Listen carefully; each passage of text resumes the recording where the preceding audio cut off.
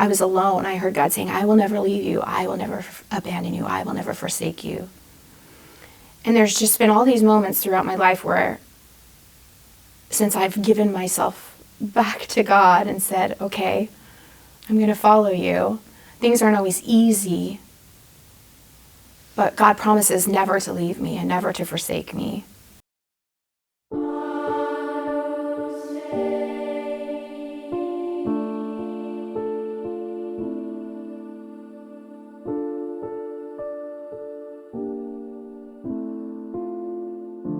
There's so many wonderful scripture readings for this Sunday's Mass, but the one that stuck out to me the most is from the Psalms. Being that I'm a singer, it makes sense that I'm drawn to those. And it's Psalm 22, my God, why have you forsaken me? I remember when I was a kid, every year on Good Friday, I would hear this phrase, my God, why have you forsaken me? And they were the words of Jesus from the cross. And it was always explained away to me when I was a kid that God the Father, in that moment, had to abandon Jesus because he couldn't be where sin was, and that he couldn't fix this for Jesus. And so this was something that Jesus just had to go through alone. And in my mind as a child, I just always accepted that to be true and right, and it made sense. I was raised in a Lutheran faith and went to church every Sunday, really thankful for the faith that I was brought up in, and for my parents that brought me religiously every Sunday to church. And I went to church for a long time until I was about 14. There was some tragedy, not only in my church, but also just as my family just started to grow apart. We stepped away from the church for a while and stopped going. So I didn't go for about 8 years. And then when I came back to my faith, I got so excited about the scriptures and just dove into them like crazy and found so much life there and so many things that God wanted to say to me. And I came back to this scripture reading again, not Psalm 22, but I came back to Jesus on the cross saying, my God, why have you forsaken me? And now, as an adult, I looked at that scripture reading and thought, this doesn't make any sense to me. How could God the Father separate himself from God the Son in the very moment that Jesus needed to be fully God?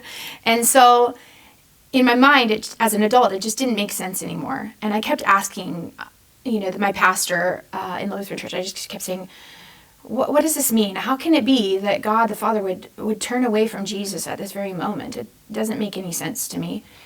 And I never really got a satisfactory answer. Then one day I went to my husband's church that he worked at, and I went up to the priest and I said, let me ask you about this. This doesn't make any sense to me. And so he very casually said, oh yeah, he's quoting Psalm 22. And I was really surprised by how quickly he was able to answer that question. And he just looked at me and he said, every single moment, every single word that Jesus says from the cross is a teachable moment for us. From, to the faithful thief saying, today you will be with me in paradise, saying to John, behold your mother, mother, behold your son. When he says, I thirst, when he says, my God, why have you forsaken me? It's a teachable moment. He's not saying that God has left him. He's basically saying to the people that are there in the crowd, go back and look at your scripture. And so that's what the priest called me to do. He said, go home and read Psalm 22.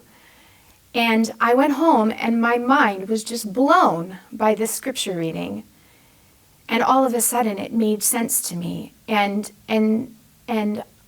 every time I read it now, I still get chills thinking about the promises that God makes. And so I'm just going to, I'll skip past a couple of them, but it starts off, obviously, the first phrase is, my God, why have you abandoned me? Why so far are your calls for my help? In you our fathers trusted. They trusted and you rescued them.